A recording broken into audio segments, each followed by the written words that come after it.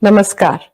I'm grateful to all of you who have joined today to remember the 92nd anniversary of the Salt Satyagraha, which was the most illuminating and major non-violent protest movement led by Mahatma Gandhi in 1930 that garnered widespread support and drew considerable attention and became an inspiration for many movements worldwide.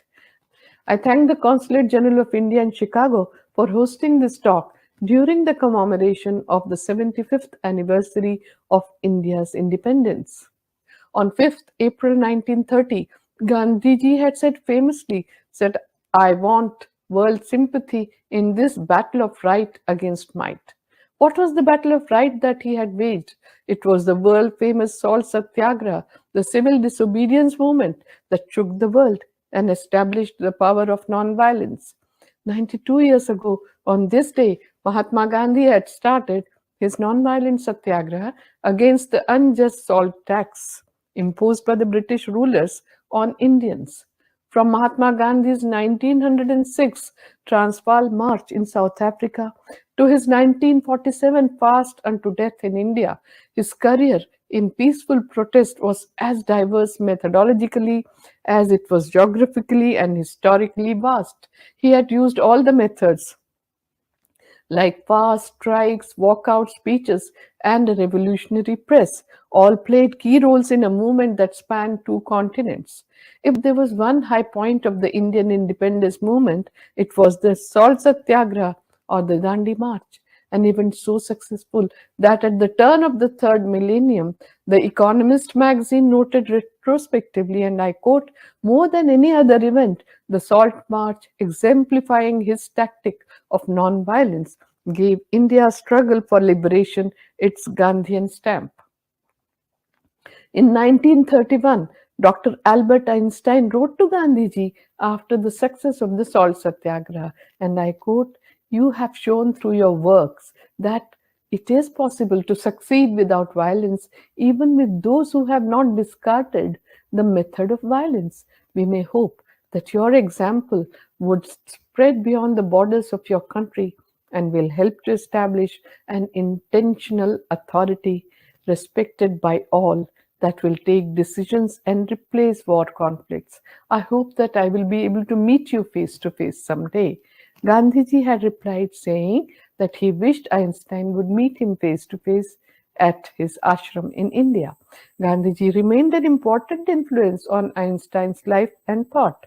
Under the leadership of Mahatma Gandhi, the Salt Satyagraha demonstrated for the first time the effectiveness of nonviolent suffering in bringing about a change of heart in the British people and their government.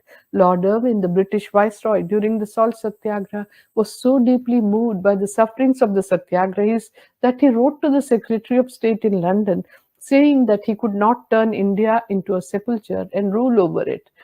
Irwin was emphatic that the British government had to come to terms with the Indian leaders. It made an impact on London, and Gandhi-Irwin parleys followed. For the first time, the representative of the King Emperor, the Viceroy, met the representative of the people of India, Mahatma Gandhi, the naked fakir, as Churchill had called him, on equal terms. In a famous quote published in the Manchester Guardian, the well-known Indian Nobel laureate Rabindranath Tagore described the Salt Satyagraha campaign's transformative impact, and I quote, those who live in England far away from the East have now got to realize that Europe has completely lost her former prestige in Asia. For the absentee rulers in London, it was a great moral defeat. Salt production and distribution in India had long been a lucrative monopoly of the British since 1882. Through a series of laws, the Indian populace was prohibited from producing or selling salt independently, and instead, Indians were required to buy expensive, heavily taxed salt that often was imported. This affected the great majority of Indians who were poor and could not afford to buy it. Protests in India about the salt tax had begun in the 19th century and remained a major contentious issue throughout the period of British rule of the subcontinent. In 1930, it was decided by the prominent Indian leaders that whatever Gandhiji decides, so be it. Hence, press reporters reached where Gandhiji was staying with questions. What methods are you going to adopt? What is your strategy? Gandhiji said, I'm still understanding this. As soon as God helps me comprehend, I shall make the announcement. So the reporters said, and I quote, see what a wily person he is. He's not going to say anything. He wants to keep the government guessing till the last minute. And at the last minute, he will find something which will really surprise them. Gandhiji said that he had no trick except truth. For 6 weeks, Gandhiji had been searching and wrestling, trying to find a clear insight and program of action. His associates became disturbed, but like a flash it came, and as you know, it was enough to shake the country from one end to the other. Gandhiji chose the salt tax as the issue on which to initiate the independence campaign. He could hardly have picked an issue which directly touched the lives of more people. The New York Times newspaper had been able to report that in England, the India crisis is not yet a topic of general conversation outside of political groups. And in India itself, millions of people know nothing about it. It was not long before nearly everyone in England, India, and the literate world knew what was happening. The chivalry of Gandhiji's nonviolence would not permit him to take advantage of a surprise attack. On 2nd March 1930, Gandhiji wrote a letter ultimating to Viceroy Lord Irwin, which is probably one of the strangest letters a ruler ever received. In his letter, Gandhiji articulated action on 11 demands. Abolition of the salt tax was the fourth demand. Gandhiji had declared that he would break the salt tax by marching from the Sabarmati ashram towards the Dandi seashore. He had addressed the British Viceroy in India, addressing the letter as Dear Friend. This was always a part of the Gandhian method. In his worldview, there were no enemies because he was fighting the evil of the system and not these individuals. It was delivered by Reginald Reynolds, a young British Quaker who was one of Gandhiji's disciples and stayed in the Sabarmati ashram from 1929 to 1930. Viceroy Lord Irwin chose not to reply to Gandhiji's letter. Instead, his secretary sent a four-line acknowledgement, and I quote, His Excellency regrets to learn that you contemplate a course of action which is clearly bound to involve a violation of the law and danger to public peace. When the British Viceroy rejected 11 demands Gandhiji had articulated as the essence of self government in his letter, he decided to directly attack the salt law, which taxed staple of rich and poor alike and also outlawed the manufacture of one's own salt, as well as the purchase of untaxed domestic salt. In anguish, Gandhiji wrote, and I quote, On bended knees I asked for bread and received a stone instead. Prior to the salt satyagraha, there was a lot of discussion in the country about why Gandhiji chose such an issue. Outwardly, this may have seemed like previous satyagrahas. What then made the Salt March so distinct and successful? And how can its lesson be borne out in our world 92 years later? Salt Satyagraha's success can be largely attributed to mass participation of people in a non-violent way and provided ample advance publicity. Gandhiji had ensured that the Salt Satyagraha would draw international attention. He let both domestic and foreign newspapers know about the purpose of this civil disobedience movement, and the latter's coverage became very important in gathering their support for India's independence movement. The media coverage even involved documentary filmmakers, a novelty at the time. Salt for Gandhiji was largely symbolic. By choosing salt as an issue, Gandhiji was showcasing the heartlessness of an empire that would tax something so basic and essential to the human diet.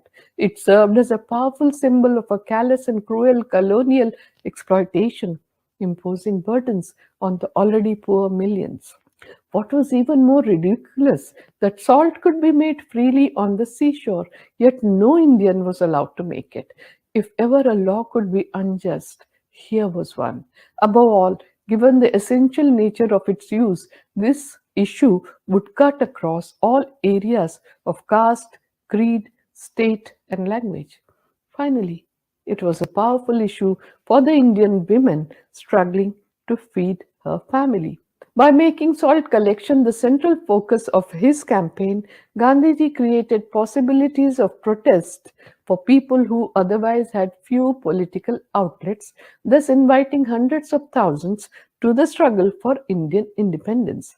The Salt March also made local participation straightforward, as it was easy for people to understand.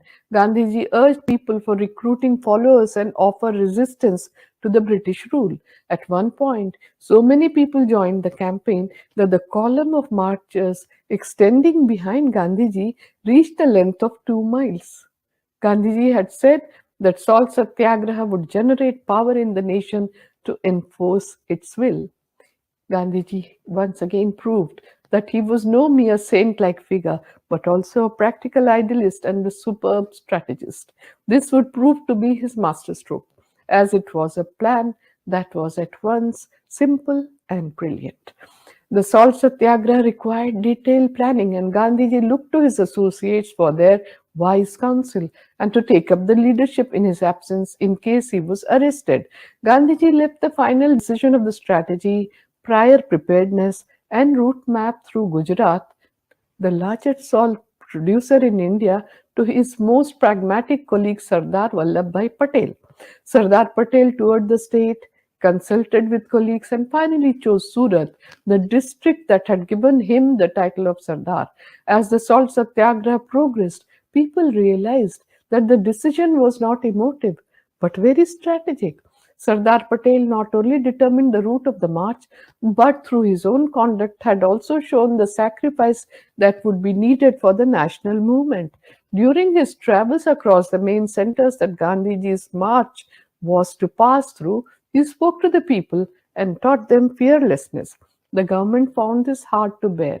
Sardar Patel and his people chose Dandi seashore in the Arabian Sea to end the salt satyagraha. The marchers would have walked for more than 3 weeks to reach Dandi and would pass through main districts of Gujarat. The time frame was important to give a momentum to the agitation. The march would have a day halt in one village and spend the night in another. The distance between the villages was such that neither the new marchers nor the experienced walkers like Gandhiji would find it too strenuous. Having delegated the responsibility of deciding the route to Sardar Patel, Gandhiji was free from worry. He did not complain about the choice of the single place of halt en route. He was a disciplined soldier who demanded discipline from others too. On 7th March 1930, Sardar Patel was arrested and given a sentence of 3 months. On coming to know about this news of the arrest of Sardar Patel, Gandhiji issued a statement to the press, and I quote, "The fight has now commenced, and we have to carry it to its conclusion. Our struggle must remain non-violent from beginning to end." Before starting the salt satyagraha, Gandhiji sent a cable on 8th March to John Haynes Holmes, the prominent American writer and an anti-war activist, and I quote, "Peace under gravest provocation. No one even whispers about military resistance. No one arming nationalists. Civil disobedience under strictest restrictions being started on 12th. The names, ages, and identification of those who were to march to Dandi seashore with Gandhiji appeared in the March 12th issue of Young India newspaper. The ages ranged between 18 to Gandhiji's 61 years. The Gujarat Vidyapith, the university founded by Gandhiji in 1920, had deputed a vanguard of young students that reached the villages as an advance party and collected information for Gandhiji about the villages. Gandhiji, who understood the Indian villages more than anyone else, explained the economics, the ethics, and the politics of the salt law. He was to do this all along the route of the Dandi March. The march was a means of awakening the people. With the march to Dandi scheduled to start on the morning of 12th March, nearly 10,000 people had assembled at the ashram on the evening of 11th March. Gandhiji said, and I quote, "I have faith in the righteousness of our cause and the purity of our weapons, and where the means are clean, there God is undoubtedly present with his blessings, and where these three combine, their defeat is an impossibility. We are marching in the name of God. God bless you all and keep off all obstacles from the path in the struggle that begins tomorrow. But you and I can return here only after winning Swaraj, or you and I must die in the attempt. The struggle may last a month, a year, or many years, but there is no question of returning to the ashram while the struggle continues. The morning of 12th March saw vast throngs of humanity moving towards the ashram. By 6 a.m., the whole route to the ashram and the Illis Bridge was lined with people. Buntings and flags decorated the route. At 6:30 a.m. sharp, Gandhiji, followed by a batch of 79 ashram inmates marching in rows of three, issued out of the ashram. Speaking in the evening at a gathering, he urged everyone to make salt and sell it from place to place after he broke the law first. It was a struggle of millions, and millions must offer themselves as sacrifice to win Swaraj or independence. The Satyagrahis, led by Gandhiji, covered the distance of 241 miles through Dandi, stopped in 48 villages, and reached Dandi village on 5th April. The group walked in the early morning, rested during the hottest part of the day, and walked that evening destination in the late afternoon. At nights, they slept at village inns instead of in private homes. That way, there would be no retaliation against the homeowners who might welcome them. Gandhiji and the fellow marchers walked an average of 12 miles a day on dusty roads in the hot month. The villagers along the way provided food and shelter. Each Monday was a day of rest for the marchers and a day of silence for Gandhiji, as was his custom. Every day he spun for an hour and kept a diary. Each ashramite was required to do likewise. The marchers did not carry a single flag or banner. Gandhiji walked fast, but he increased his speed further to save himself from the rising dust and those wanting to touch his feet. Three film crews captured this walk, and Gandhiji's fast-paced walk became legendary. On 5th of April, Gandhiji and the fellow marchers reached Dandi village. Abbas Tayyabji, his daughter Rehana Tayyabji, and Sarojini Naidu, the prominent freedom fighters, with a host of others, were there to receive Gandhiji. In the Dandi village, thousands of people had gathered that morning of 6th April. Speaking to the people, Gandhiji said that at the age of 61 he had decided to undertake this march, and through it he wanted to spiritually and politically arouse people. As the British historian Judith Brown writes, Gandhi grasped intuitively that civil resistance was in many ways an exercise in political theatre, where the audience was as important as the actors. The morning of April 6th, Gandhiji walked down the steps from where he was staying. He was greeted almost rapturously by about 4,000 followers who had gathered throughout the night, spending the hour before dawn in silent prayer, alternated by national songs. Gandhiji had a brief swim in the sea. Gandhiji broke salt law in the early hours of the morning of 6th April as he stooped down, scooped up a handful of sand and salt water, and returned to where he was staying with a broad smile on his face. Shortly afterwards, the volunteers, armed with spades and buckets, received orders to carry on and proceeded in military formation to a neighboring creek where the salt deposits were thicker than on the beach. All over the country, Salt Satyagraha was now started, with Satyagrahi speaking and making salt from seawater and selling it. They were arrested and their salt was confiscated, but Gandhiji was left alone.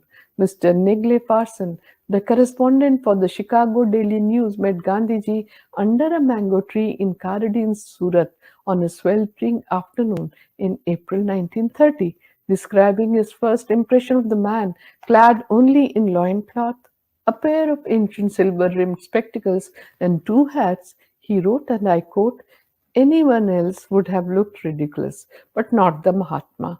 I realized as I sat cross-legged on the ground before the little man that I was in the presence of a presence." On May 4th, 1930, Gandhiji wrote to Lord Irwin, Viceroy of India, explaining his intention to raid the government's Dharasana salt works. At 12:45 a.m. in the night of May 4th to 5th, heavy steps were heard. 30 Indian policemen armed with rifles, pistols, and lances, 2 Indian officers, and the British district magistrate of Surat invaded the leafy compound. A party of armed constables entered Gandhiji's hut, and the English district magistrate informed that he had come to arrest him. There was no trial, no sentence, and no fixed term of imprisonment. The arrest took place under an ordinance. Foreign correspondents witnessed the arrest, and Negle Fasin asked Gandhiji, "Have you any farewell message, Mr. Gandhi? Tell the people of America to study the issues clearly and to judge them on their merits," Gandhiji replied. "You have no bitterness or ill feeling towards anyone?" Ferguson questioned. "No, none whatsoever," answered the holy man. "I have long expected to be arrested." Abbas Tayyabji had taken up the leadership of the Satyagrahis after Gandhiji's arrest. He himself was arrested on 12th May along with Gandhiji's wife Kasturba Gandhi. Sarojini Naidu then stepped into the breach along with Maulana Abul Kalam Azad and set about organizing the raid. Sarojini Naidu led the first raiding party to Dharasana salt works on 16th May till they were stopped by the solid wall of the police. Sarojini Naidu and her companions sat down in the scorching sun in the sand. After 28 hours of this peaceful confrontation, the police threatened to arrest Sarojini Naidu. She retired to the volunteers' camp to arrange for more groups to march to the depot. The others were then removed by the police. After her arrest, the police led a severe lathi charge on the Satyagrahis, many of whom were badly hurt.